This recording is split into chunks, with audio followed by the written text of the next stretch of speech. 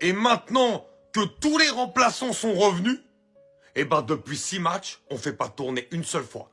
Et pour moi, le vrai problème du Barça sur sa mauvaise forme, ce qui peut expliquer cette mauvaise forme depuis un mois, c'est ça. C'est qu'il n'y a pas de turnover.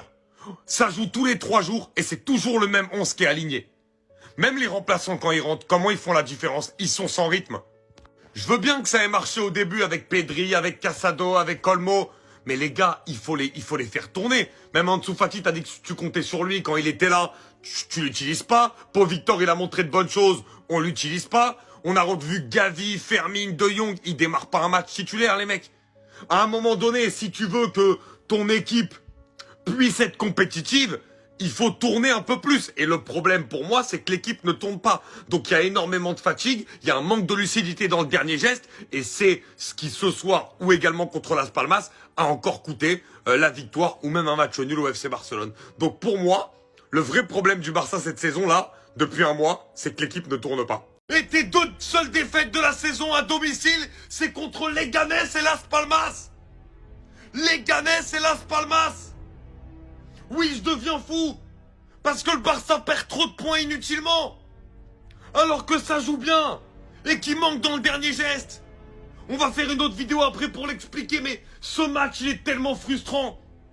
Il y a 2 occasions de Lewandowski qui doit jamais rater, dont une où ça peut être mis dans les buts de l'année avec ce contrôle exceptionnel. C'est le Barça qui relance la Liga, c'est le Barça qui relance l'Atlético et le Real. C'est le Barça, avec ces matchs-là, qui ne doivent pas perdre. Pour vous dire, ce soir, ils étaient cotés à 1-13. 1-13. Ils prennent le but à la 3e, ils sont pas capables avec l'équipe type d'aller gagner. Les changements, ils sont pas bons. Lewandowski, il doit rester, il doit jamais sortir. Quand il sort, il y a plus de points de pivot. Je comprends pas. Je comprends pas, les gars. Si vous avez une explication, expliquez-moi en commentaire. Le football dit à nouveau au revoir à une légende. Et en plus, c'est lui qui est à l'origine du dernier but contre son camp à la 92e qui va donner la victoire au Barça. Des légendes face au Real, des légendes dans ce classico incroyable. Et ce qu'on retient majoritairement, évidemment, de ce classico des légendes, c'est les retrouvailles entre peut-être ceux qui sont les 2 meilleurs milieux de l'histoire du football, Xavi et Iniesta. Et surtout, cette image-là, les gars. Iniesta avec son numéro 8, Xavi avec son numéro 6. L'impression de revenir à l'époque du Barça 2010, quand cette doublette terrifiait toute l'Europe. Ça, c'est des images qui sont tellement belles à voir et qui nous remplissent de nostalgie. Mais vraiment, c'était incroyable. Adios, Andrés, grande leyenda.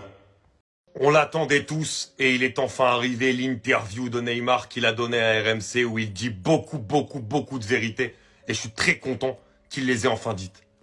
Pour moi, il y a eu de l'injustice car je me suis toujours donné à fond sur le terrain. Je n'ai pas de rancœur, mais j'ai été un peu triste de la façon dont j'ai été traité par les supporters, notamment quand ils sont venus chez moi. Ce n'était pas incroyable la façon dont j'ai été traité, c'est pareil pour Messi. Pour moi, il y a eu de l'injustice car je me suis toujours donné à fond sur le terrain. Ça, je vous l'ai lu et il dit quand ils sont rendus chez moi, quand ils ont voulu envahir ma maison, m'insulter ou me taper, pour moi, ils ont dépassé les limites. Il a dit aussi que son prime, le meilleur Neymar, c'était au PSG. Je serai toujours derrière le PSG pour qu'ils aient les meilleurs résultats. Je n'ai aucune rancune envers le club. C'est le club dans lequel je suis le plus resté. J'ai juste un peu de rancœur envers certains qui dirigent et certains supporters.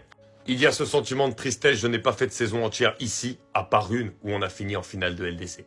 Oui, c'est vrai, la seule saison où Neymar n'a pas été blessé, ils ont fini en finale de Ligue des Champions. Et ça veut tout dire aussi. Et au-delà de ça, moi j'ai vraiment pas compris les supporters à ce moment-là. J'avais fait des vidéos, même sur les médias en général, qui défonçaient Neymar alors qu'on avait eu la chance d'avoir un joueur aussi beau à voir jouer. Et oui, son prime, c'était au PSG, parce que là où il a fait le plus d'énormes gestes, le plus de choses individuellement parlant, c'était au PSG. Bien sûr, parce qu'il est aussi resté plus longtemps qu'au Barça. Mais c'était incroyable. C'était lui qui faisait tout. C'était la plaque tournante de ce Paris Saint-Germain. La patience, c'est très important. Et que ça finit toujours par ramener quelque chose. Et ben, c'est ce qu'il fallait faire avec Désiré Doué. Très jeune, qui change de club, qui rejoint le PSG, il lui fallait du temps. Et cette semaine, le temps prouve qu'il commence à se rentabiliser avec une très belle rentrée contre Salzbourg et là, un top match face à l'Olympique Lyonnais dans un gros match en Ligue 1 et ça fait plaisir.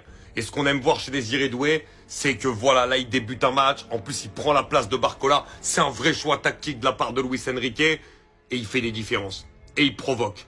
Et il est toujours dans la percussion. Et ça, c'est important pour donner la passe décisive magnifique à Ousmane Dembélé. Derrière, il provoque le penalty. Ensuite, il y a ce but aussi qu'on lui refuse qui est magnifique, pleine lucarne.